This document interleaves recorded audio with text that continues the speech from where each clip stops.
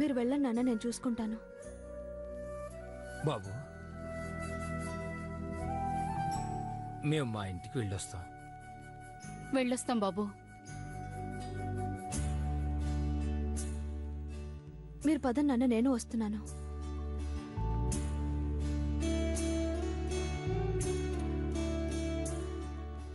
ఏవండి, మీరు డ్రెస్ మార్చుకుంటారా?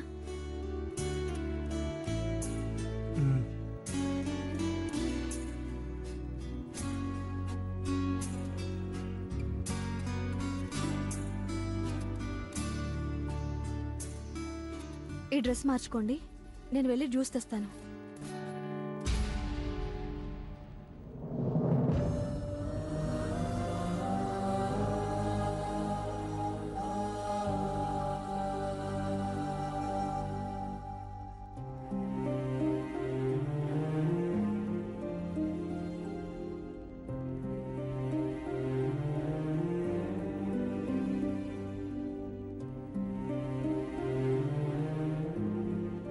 వెళ్ళొస్తాం వదినా. నీ కోపం మాకు అర్థమైందమ్మా. వరూధిని కనపడలేదన్న దిక్కుదోసిన పరిస్థితుల్లో పోలీస్ స్టేషన్కి వెళ్లాల్సి వచ్చింది తప్ప వాళ్ళొచ్చి మిమ్మల్ని ప్రశ్నలతో వేధిస్తారని ఊహించలేకపోయాం చెల్లెమ్మా. ఇది మేము కావాలని చేసింది కాదని మీరంతా నమ్మితే మాకంతే చాలు. అనుకున్నాను, చేసిందంతా చేసేసి చివరికి నువ్వు ఈ మాట అంటావని ముందే అనుకున్నాను. నీకు నీ కుటుంబానికి మమ్మల్ని ఆడిపోసుకోవడం కదా పని. దొంగల్ని పట్టుకోవడానికైతే 6 నెలల తర్వాత వెళ్లే పోలీసులు అదేమిటో అత్తింట్లో గొడవని గాని అరక్షణలో వాలిపోతారు. మమ్మల్ని ఏకీ పీకి బజార్న పెట్టి వాళ్ళు పోయాక ఏ మొహం పెట్టుకుని నీకేం తెలియదంటున్నావా ఏడుకొండలు? అది కాదమ్మా. చాలా చాలే పెద్ద చెప్పొచ్చావు. చేసిన ఘనకార్యం చాలు గాని ఇక దయచేయండి.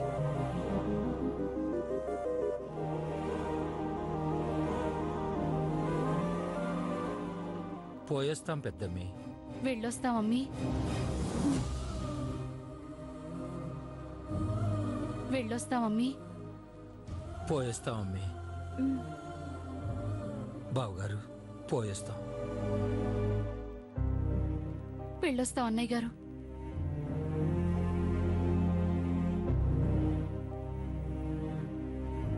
ఆగండి, ఆగండి, ఆగండి, ఆగండి, ఆగండి, ఆగండి.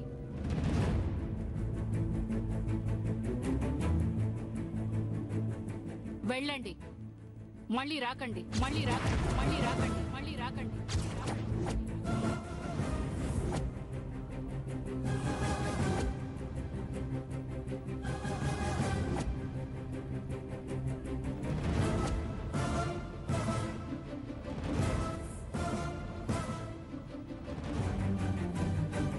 వస్తే గిస్తే మీ కూతుళ్ళిళ్ళకెళ్ళండి, నా ఇంటికి రాకండి.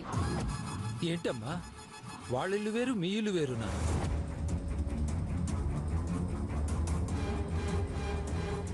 అవును.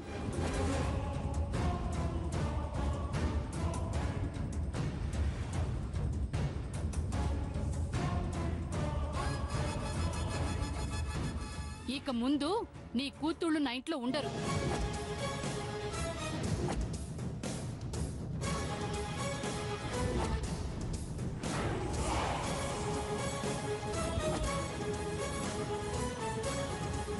అదేంటొదినా, మీ ఇంటి కోడళ్ళు మీ ఇంట్లో ఉండకుండా ఎక్కడికి వెళ్ళిపోతారు? నా కొడుకులతో సహా వేరే కాపురానికి వెళ్తారు.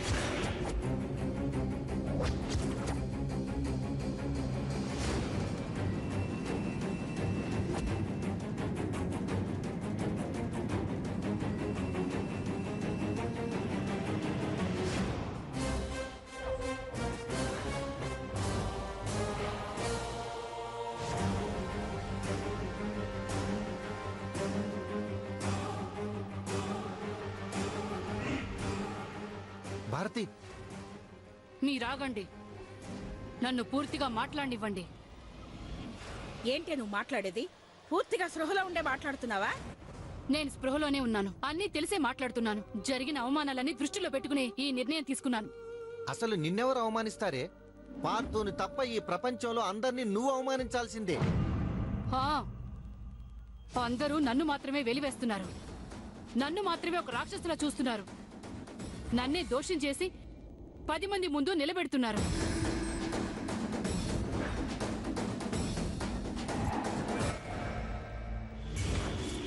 కోడళ్ళని ఆరళ్ళు పెట్టి గయ్యాళ్ళత్తగా ముద్ర వేస్తున్నారు కాదా?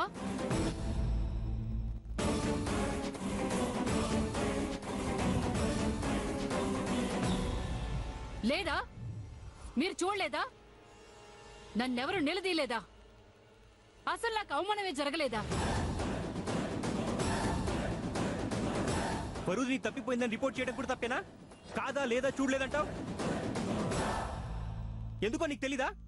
అసలు అవమానించింది ఎవరు కూడా తెలీదా నీకు? పోలీసులు పొరపాట్లోనో అలవాట్లోనో నేను ప్రశ్నలు అడిగితే అందరిది నేరం ఉన్నట్టు మాట్లాడతావేంటి? పేరు కప్పురం పొమ్మంటే పోతాం.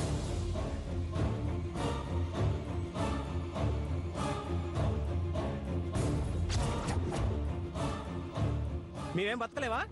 మా భార్యలు మేము పోషించుకోలేని చోట్లమా? మీరు ఆగండి. అత్తయ్య, మీరు పెద్దవారు, అన్నీ తెలిసినవారు. ఇలాంటి చిన్న చిన్న విషయాలకి ఇంత పెద్ద నిర్ణయం తీసుకోవడం న్యాయం కాదు. మా అమ్మా నాన్నల మూలంగా తప్పు జరిగితే వాళ్ళ తరపున మేం క్షమాపణ అడుగుతాం. అంతే తప్ప మిమ్మల్ని వదిలి మేమెక్కడికి వెళ్తాం అత్తయ్య? వేరు కాపురం ఉండే ఆలోచన మాకు లేదు. మీరెందుకు అత్తయ్య అంత మాట అంటున్నారు? ఏమ్మా, ఇప్పుడు ఇన్ని నీతి వాక్యాలు చెప్తున్నావు? న్యాయం కాదని నాకే బుద్ధులు నేర్పుతున్నావు? ఆనాడు నీ చెల్లెలు కాపురానికి పిలవకపోయినా వచ్చింది, అప్పుడు నువ్వు మాత్రం ఎందుకు రాలేదమ్మా? నేనొచ్చి క్షమించమని అడిగితే తప్ప రానని నీ పుట్టింట్లో ముగ్గులేసుకుంటూ ఎందుకు కూర్చున్నావు తల్లి? ఇప్పుడు అలాగే వెళ్ళమంటున్నాను. చెరో ఇల్లు చూసుకుని మీ కాపురం మీరు సవ్యంగా చేసుకుంటే చాలనుకుంటున్నాను. అక్కడి నీ కత్తపోరుండదు, ఈ వంటింటి చాకిరీ ఉండదు. నువ్వు నీ మొగుడికి మాత్రమే వండి పెట్టుకుంటే చాలమ్మా. వెళ్ళండమ్మా, వెళ్ళండి.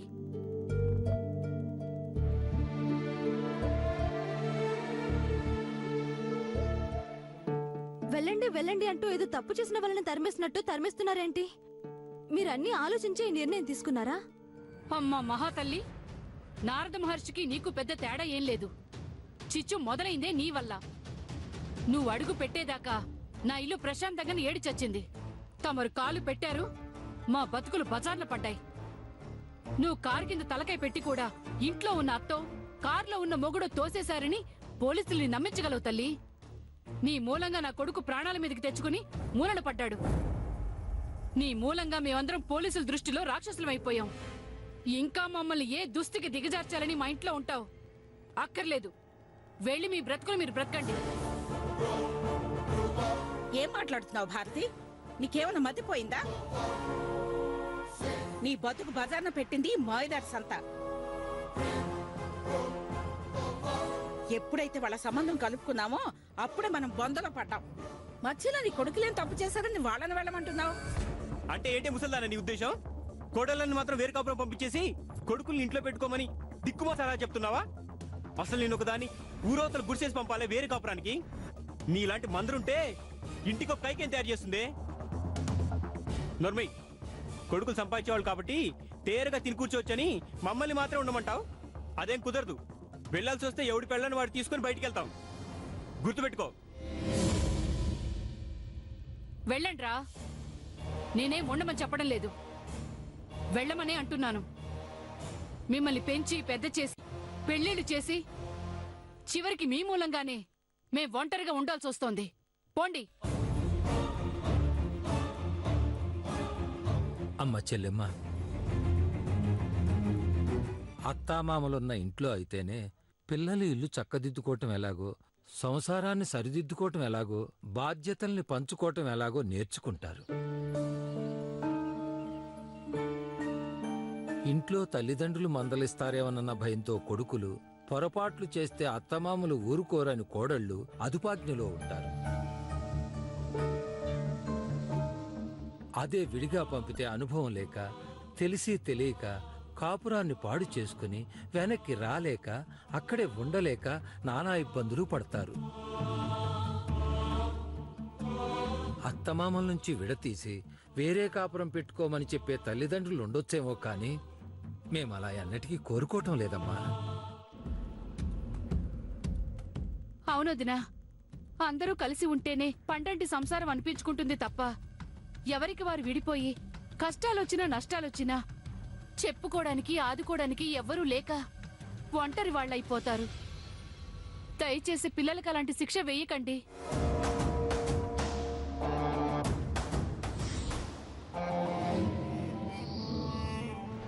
వీళ్ళ మనసుల్లో ఏమున్నా మాటల్లో మాత్రం నిజం ఉందే భారతి. ఏ మాటకి ఆ మాట చెప్పుకోవాలి. వీళ్ళు చెప్పింది నిజమేనే. అమ్మమ్మ, నువ్వు ఇందులో కలుగు చేసుకోకు. ఎవరెన్ని నిజాలు చెప్పినా నా మనసు మారదు.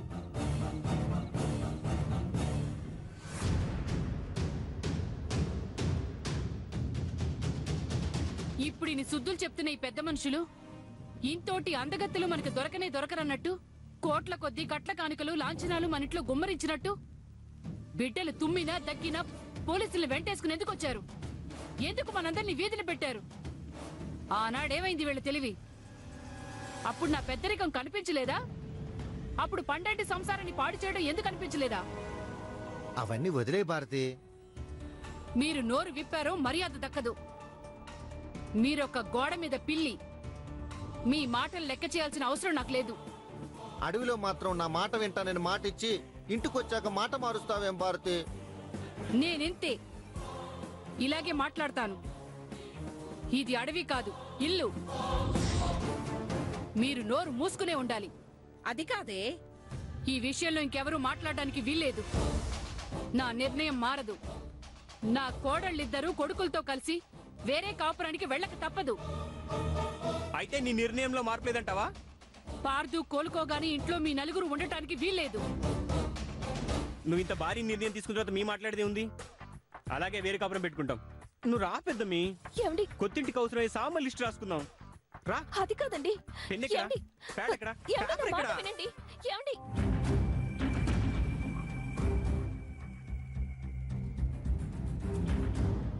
అది కాదే.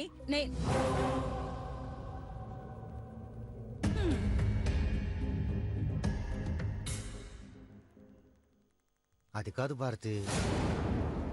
ఇది అడవి కాదు, ఇల్లు.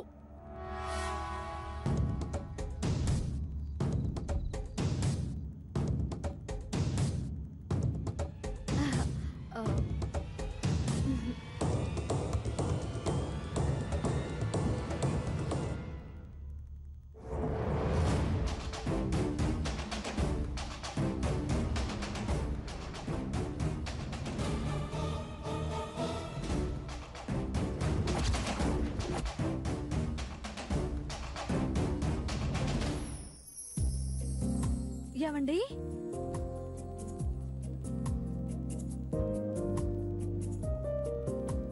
ఏమండి? ఏవండి ఏవండి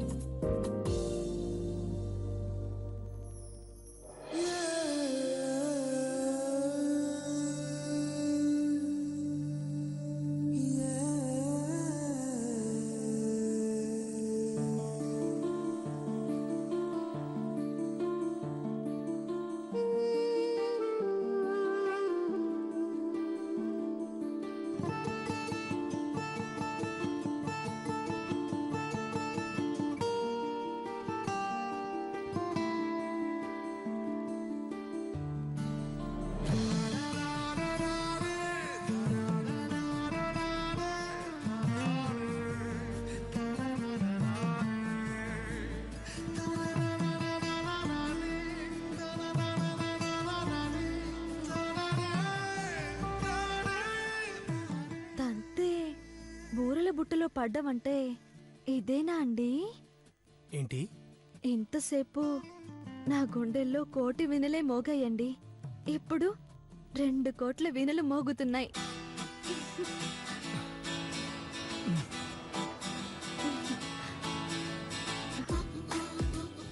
అయ్యో బాధపడకండి, మోగుపోయిన వీణ కూడా ఏనాటికైనా మోగి తీరుతుంది. అయ్యో మీ ఒళ్ళో పడేసరికి ఒళ్ళే మర్చిపోయాను. అసలు సంగతి చెప్పనేలేదు. ఇది విన్నారా? ఏది? అంటే మీకు తెలీదన్నమాట. చెప్తేనే కదా తెలిసేది. అత్తగారంత నోరేసుకుని అరుస్తుంటే మీరిక్కడ డోర్ తెరుచుకుని కూర్చున్నారా? అయ్యయ్యో ఎంత పని జరిగిందండి. మీరు వింటే మీ గుండె మృదంగల్లా కొట్టుకునేది. మీ నవనాడుల్లోనూ డప్పులు మోగేవి. మీ నరాల్లోనూ వయోలిన్ సౌండ్ వినిపించేది. ఆ మ్యూజికల్ ఇన్స్ట్రుమెంట్స్ ని మూలన పెట్టి ముందు విషయం ఏంటో చెప్పు. మన ఇల్లు 3 ముక్కలు కాబోతోందండి.